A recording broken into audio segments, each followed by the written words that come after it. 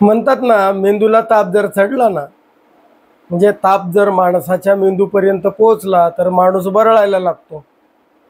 आणि वय झाल्यावर सुद्धा माणूस संदर्भहीन बोलायला लागतो, बरळू लागतो. पण तो जो काही बोलतो, माणूस पुढचा एक विचारतो आणि हा माणूस दुसरंच बोलत राहतो. म्हणजे हे लक्षणं नेमकी कशाची आहेत? ती वयाची आहेत का नेमका ताप आलेला होता? नेमकं काय सांगता येणार नाही. परंतु जे जे प्रश्न पत्रकारांनी विचारले त्या प्रश्नांवर जे काही उत्तर नारायण राणेंनी दिले, ती उत्तरं म्हणजे अगदी बालिश बुद्धीची म्हणावी लागतील अशीच होती.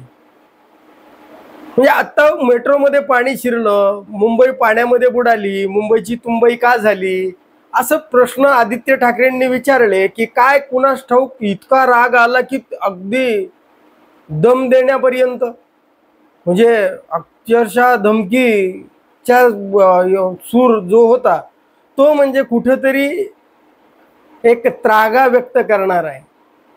म्हणजे यामध्ये मुंबई का तुंबली यावर बोलण्याच्या ऐवजी आम्ही मार्ग काढू, आम्ही त्यामध्ये लक्ष देऊ, पुढे होणार नाही अशी काळजी घेऊ.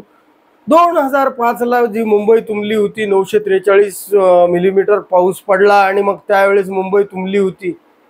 मग त्यावेळेस काय मिठी नदी तुम्ही स्वच्छ केली होती का? म्हणजे विचारलंय काय आणि बोलताय काय नारायण राणे?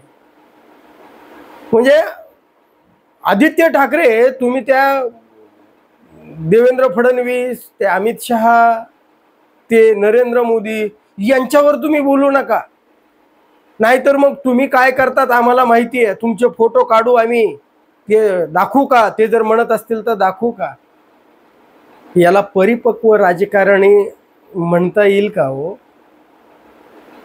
म्हणजे सामाजिक प्रश्नावर जर भाष्य करताना तुम्ही व्यक्तिगत पातळीवर उतरता आणि त्याला तुम्ही राजकारणी म्हणता, किती गलिच्छ प्रकार आहे. आणि ते काय म्हणे, राज ठाकरे आणि उद्धव ठाकरे जर एकत्र आले तर ते म्हणले की भाजपचा पूर आलाय. हो, नक्की पूर आलाय भाजपला. अगदी ते आता शेवटी काय आहे की काँग्रेसमधली जेवढी गटार गंगा होती, म्हणजे जेवढी दुर्गंधी, जी काही टाकाऊ होती, जी ती सगळी आता या भाजपमध्ये आली आहे. आणि त्यामुळं भाजप सुजली आहे.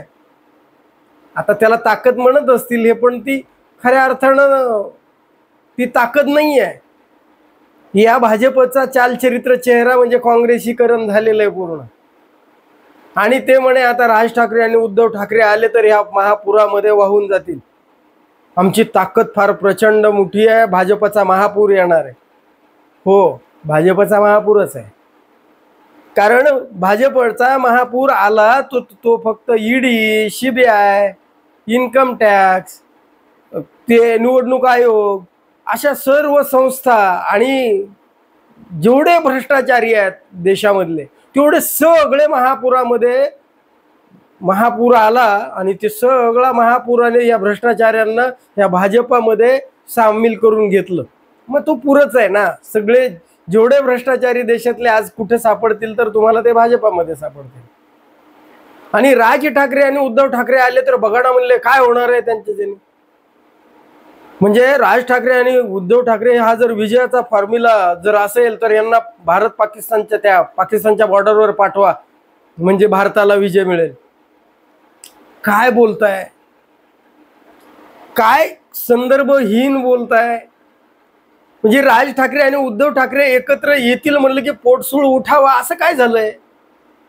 त्यांना फार पाकिस्तानच्या बॉर्डरवर दोघांना पाठवतात. तुम्ही काय करता हो? तुम्ही काय करता?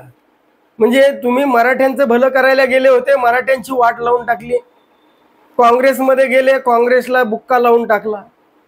आणि आता भाजपमध्ये आला तर आता भाजपची बी वाट लावून टाकणार. तुम्ही 1985ला म्हणे नगरसेवक होतात आणि कोण कुठून कमिशन देत होत. अहो, मग तुम्ही जर कमिशन खोरी करत होतात याचा स्पष्टपणे तुम्ही बोलताय, सांगताय. म्हणजे तुमचं चारित्र्य तुमच्या तोंडानं कशाला सांगताय? प्रश्न काय आहे? मुंबईची तुंबई झाली आहे का? राज उद्धव एकत्र आले तर काय होणार? म्हणजे या प्रश्नावर बोलण्याच्या ऐवजी तुम्हाला इतिहास, भूतकाळ आठवतो आणि तुम्हाला हे जाणवतं, आदित्य तू हे जर बोललास तर बघ उद्धव बावळट आहे, म्हणजे तुम्ही तुमच्या बाप लेका एवढे शहाणे बुद्धिमान या महाराष्ट्रामध्ये कुणीच नाहीये, अजिबात नाही. कारण तुम्ही एवढे बुद्धिमान आहात की तुम्ही जिथे जाल ना तिथे तुम्ही त्या म्हणजे अगदी पवित्र जरी असेल तिथलं म्हणजे प्रवाह, तर तो गलिच्छ अगदी त्याची गटारगंगा करून सोडता तुम्ही. आणि तुम्ही शेवटी म्हणजे तुम्ही जे बोलताय की तुमच्या तोंडून जे वाक्य येत आहेत ते अतिशय म्हणजे ते तुमच्या वयाला, तुमच्या राजकारणाला किंवा त्या भाजपच्या चालचरित्र चेहऱ्याला शोभणारेच नाही आहे. आणि याच गोष्टी कुठेतरी म्हणजे नारायण राणे जे आज प्रायव्हेट लिमिटेड कंपनी म्हणाले उद्धव ठाकरे आणि राज ठाकरे यांच्या ऐक्याला, ते आणखी एकत्र आले नाहीत हो. भय किती दाटून आलंय. म्हणजे हे दोघ जण जर एकत्र आले तर काय होईल याचं भय किती तुमच्या मनामध्ये दाटलंय.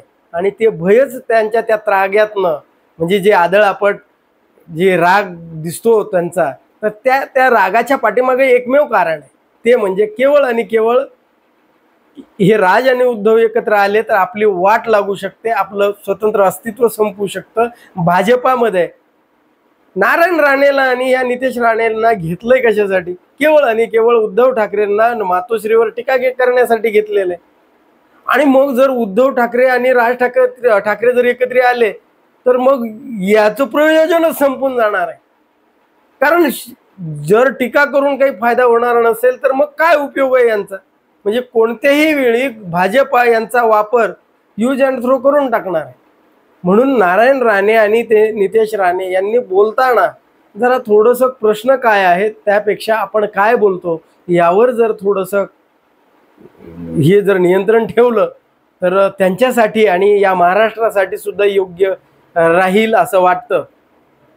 नारायण राणे जे म्हणतायत की हे शिवसेना आता केवळ 5 वर येईल, या राज ठाकरेंची शून्य ताकद आहे, हे जे उद्धव ठाकरेंच्या संदर्भात आणि राज ठाकरेंच्या संदर्भात नारायण राणे बोलतायत याला काहीतरी अर्थ आहे काय?